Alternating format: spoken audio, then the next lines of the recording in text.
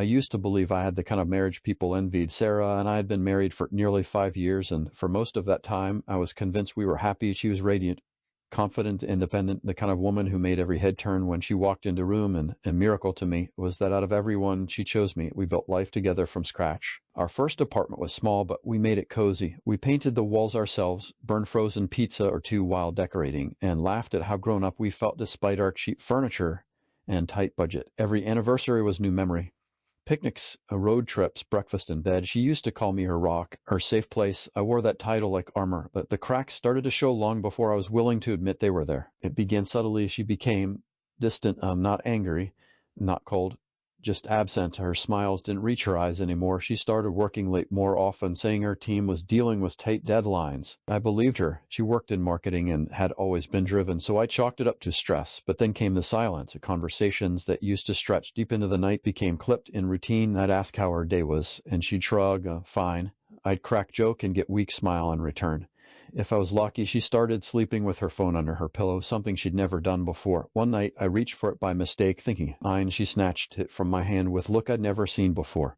Like I'd just crossed sacred line. I remember one dinner with friends. We were out celebrating birthday. Everyone was laughing, enjoying themselves, but she barely looked up from her phone. I leaned over and whispered, "Is everything okay?" She brushed me off with half smile. Work stuff, sorry. I didn't want to believe what I was beginning to suspect. I told myself it was all in my head, that she was just tired, that maybe I hadn't been as attentive lately. I blamed myself more than I blamed her. Then came the night I truly knew something had changed. It was nearly midnight, and I realized I'd gone to bed alone again. I walked out to the living room and found her on the couch, laptop open, glass of wine half empty beside her. You coming to bed?" I asked gently. She didn't even look up. "I'm working, don't start." It was that tone. It wasn't just irritation, it was dismissal, like I was distraction, not partner. I stood there for a moment, staring at her back, feeling like stranger in my own home. Still, I said nothing. I didn't want to push her away further. I thought, maybe if I just hang on, things will go back to how they were. I was wrong. I saw a name I didn't recognize. Brandon. The message preview said, "Last night was amazing. Can't stop thinking about you." I froze. The floor might as well have dropped from under me.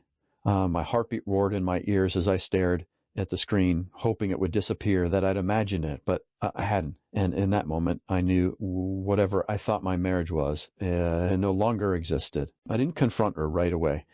I wish I could say I stormed into the bathroom, demanded answers, and took stand. But the truth is, I sat on the edge of our bed for over an hour that night, just staring at the message, my mind running in circles. Who was Brandon? How long had it been going on? Was it just one night, or had this become something more? The next morning, she acted like everything was normal. She kissed me on the cheek, asked if I wanted coffee. I watched her move around the kitchen like a stranger wearing my wife's skin. Everything felt hollow, performed. By the third day, I couldn't take the silence anymore. We were having dinner at home.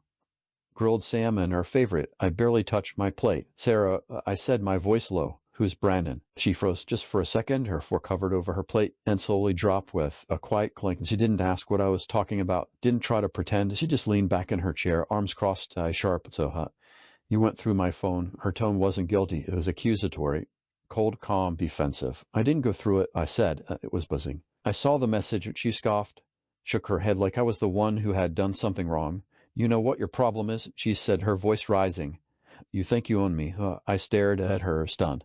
"What are you talking about?" She stood up and began pacing, arms gesturing like she'd rehearsed the speech. "You act like just because we're married, I owe you loyalty, like I'm some possession you get to put on shelf and dust off when it's convenient. I'm woman, human being, I have needs too." I couldn't believe what I was hearing.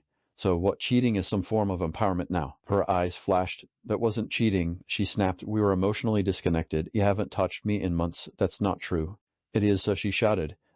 You've been distant, boring, predictable. You stopped trying. I needed something exciting. I needed to feel alive again." I sat there in silence, my heart pounding. This wasn't just mistake she was owning up to. This was her justifying it, making it sound like she had every right. And then she said it. "I want an open marriage." I blinked. She folded her arms and looked me straight in the eye. "You heard me. I don't believe in monogamy anymore. It's not natural. It's not realistic. I think we'd both be happier if we could be free to explore other connections." I couldn't speak. My mouth went dry. My stomach turned. "You want me," I said slowly, "to be okay with you sleeping with someone else while still being married to me?" "I want us to grow," she said, as if she were pitching new diet plan, to stop limiting each other. "And yes, if you want to see someone else, I'm not going to stop you." "That's not marriage," I muttered. She rolled her eyes. Marriage is whatever we decide it is. It's contract. contracts evolve. No, I said, marriage is commitment, it's loyalty, it's respect. Then maybe we want different things. She said simply. She walked out of the kitchen, leaving, sitting there alone, staring at our half-eaten meal, wondering how the hell we got to this point. That night I couldn't sleep. I laid awake while she snored beside me like nothing had happened. I stared at the ceiling, thinking about every memory, every promise, every little thing we'd built, now meaningless. I felt like fool, man who had loved too blindly, trusted too deeply, and still part of me wanted to fix it, to find the version of her I fell in love with, to make it work. That's how broken I was, so conditioned to carry the weight alone that even betrayal didn't make me walk away. But something had shifted, something inside me had begun to break, and quietly something stronger was beginning to take its place. The days after her confession blurred together. Sarah went on with her life like nothing had changed. She still came home late, still kept her phone glued to her hand. Only now there was no guilt, no secrecy. She had said her piece in her mind. She had made things clear. What I did with that truth was apparently my problem. At first, I tried to keep the peace. I didn't bring it up again. I couldn't. I wasn't ready for the confrontation that would follow. I was still processing, still hoping that maybe, just maybe, this was some kind of twisted face she'd snap out of. But each day her detachment deepened, and mine turned into quiet resolve. I stopped trying to win her back. I stopped asking where she was going or when she'd be home. I started watching her with new eyes, not as husband desperate to hold on, but as man waking up from long, painful dreams. I saw her arrogance, the way she talked down to me in front of friends, the sudden mood swings, the narcissism she masked as independence. A love I felt was still there, but it had started to decay. And what replaced it was bitter, sobering clarity. I started going to therapy. Quietly, I didn't tell her. I just needed someone to hear me, someone to say, no. You're not crazy. This isn't normal. I remember sitting in that small office telling stranger about the woman I used to believe would grow old beside me. She said I don't own her. I told the therapist. Like asking for fidelity made me controlling. The therapist paused for a moment and asked, did you ever say she couldn't have friends? Did you isolate her, try to control her money? No, I said. I paid the bills. I encouraged her career. I supported her dreams. He nodded slowly. Then what she's calling ownership sounds more like accountability. The single line struck me like hammer to the chest. Accountability, something she had completely abandoned. That same week, I reached out to an old friend, David, lawyer. I didn't tell him everything, just enough to get advice. If it's going there, he said, you need to protect yourself financially, legally, emotionally. I started gathering documents, quietly separating our accounts, listing what was jointly owned and what wasn't. I didn't tell her. I didn't need to. She wasn't paying attention. Anyway, she was too busy entertaining her. Freedom.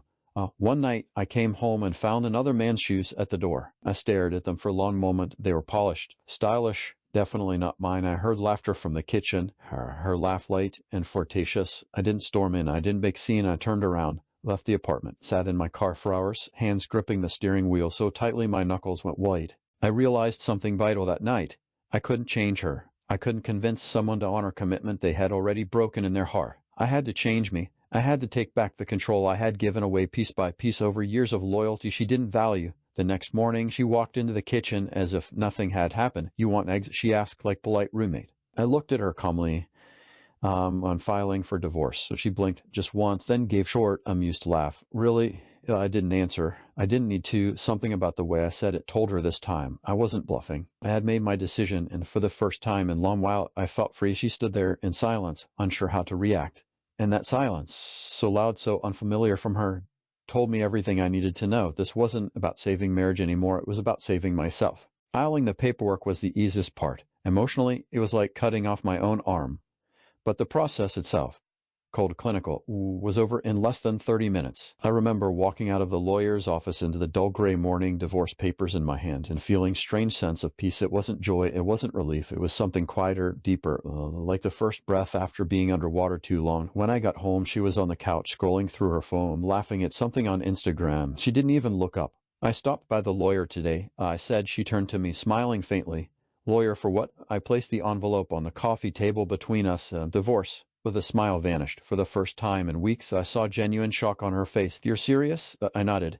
She stared at the envelope like it was live bomb. Wow, so this is how you deal with your emotions now, by running away? No, I said, calm but firm. I'm not running. I'm choosing peace. I'm choosing myself. She stood up, arms folded, posture stiff. You're being dramatic. We're just figuring things out. This doesn't have to be the end. You said you wanted an open marriage, I replied. You're already with someone else. You made it the end. She opened her mouth to speak, but no words came. Instead, she scoffed and looked away, her face twitching with an emotion I couldn't quite place. Panic, embarrassment, anger. She'll regret this, so she said bitterly. Maybe I admit it, but not today. The days that followed were tense. At first, she tried being cold, giving me the silent treatment, slamming doors, making passive-aggressive remarks about betrayal and quitting. Then she switched tactics. Tears, apologies, we can go to counseling. She clung to the history we had like it would erase the choices she'd made, but it was too late. The version of me who would have begged. Reconciliation was gone. I saw through it all now. The gaslighting, the manipulations, the way she tried to paint her betrayal as my failure. I moved into the guest bedroom while we sorted through the logistics, splitting finances, dividing furniture, canceling joint accounts. It was awkward, cold, but necessary. One night, she stood in the hallway as I packed suitcase. Do you really think you'll find better? She asked softly. I zipped the bag and looked her in the eyes. It's not about finding better. It's about remembering I deserve respect. She didn't reply. That was the last real conversation we had. The final straw came when I found out from a mutual friend that the Brendan she'd been seeing had already stopped calling her. Apparently, he wasn't looking for long-term relationship. Just the thrill. Once it wore off, so did he, and now she was alone. I should have felt vindicated, but honestly, I didn't feel much of anything. She tried to act like it didn't bother her, but I saw the way she lingered around the house, quieter than before. The smug confidence was gone, replaced by something that looked an awful lot like regret. But I didn't trust it, and maybe it wasn't even for what she'd done, but for the consequences of losing someone who truly cared. Eventually, the divorce was finalized. I walked out of the courthouse that morning with no ring on my finger and no guilt in my chest, just silence, and then that silence, peace. Divorce, I learned, isn't just emotional, it's war and business suit. In the beginning, I thought we'd handle it like adults. We didn't have children, no shared business, just shared lease and few joint accounts. I figured it would be clean, maybe even quiet. I was wrong. I started with a letter from her attorney, an aggressive list of demands that made my stomach drop. Sarah was asking for half of everything, my savings, my retirement account, the apartment furniture I bought before we even met. She even included my car, despite it being registered in my name, paid off long before our wedding. She claimed she had sacrificed her time in the marriage that I had, controlled the finances, and that she deserved. She compensated for her emotional labor. It was laughable if it hadn't been so cruel. The woman who cheated on me, who wanted an open marriage, was now trying to gut me financially like she was owed something. I forwarded the letter to my lawyer, David, who called me almost immediately. She's coming after you hard, he said, but don't panic. We documented everything. You've got proof of infidelity, financial contributions, and the prenup. Yes, thank God. I had signed prenup. At the time, she brushed it off as no big deal. That's just paperwork, she'd said, laughing.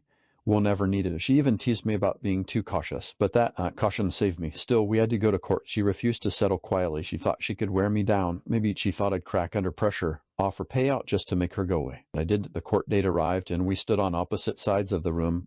Two people who once danced barefoot in the kitchen, now barely able to meet each other's eyes. Her lawyer painted tragic picture. Woman neglected by her husband, emotionally isolated, forced into infidelity by circumstance. They claimed the prenup was signed under emotional pressure, that it should be dismissed. And my side was simple. I had the signed agreement, proof of my financial contributions, and most damning, screenshots of her text to Brandon, her explicit desire for an open marriage, her disregard for monogamy, and even messages where she mocked me. At one point, her lawyer tried to argue that she deserved spousal support. My lawyer calmly asked the judge to review the prenuptial terms in her own income statements.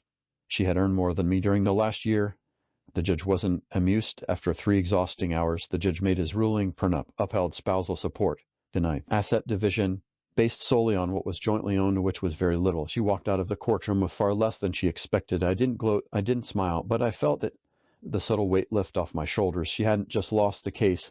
She'd lost control. Her power over me evaporated the moment I chose to stop playing the role of the quiet, obedient husband. When we passed each other outside the courtroom, she stopped and stared at me. You really let it all go, didn't you? She said. I looked her in the eyes.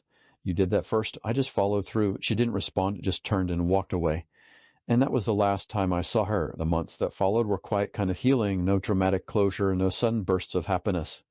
Just steady, quiet peace. I began to rebuild, not from scratch, but from truth. I knew who I was now. I knew what I deserved, and most importantly, I knew what I would never settle for again. They say divorce is the death of dream, and maybe that's true. But in the ashes of that dream, I found something more important, myself, and I'll never give that up again.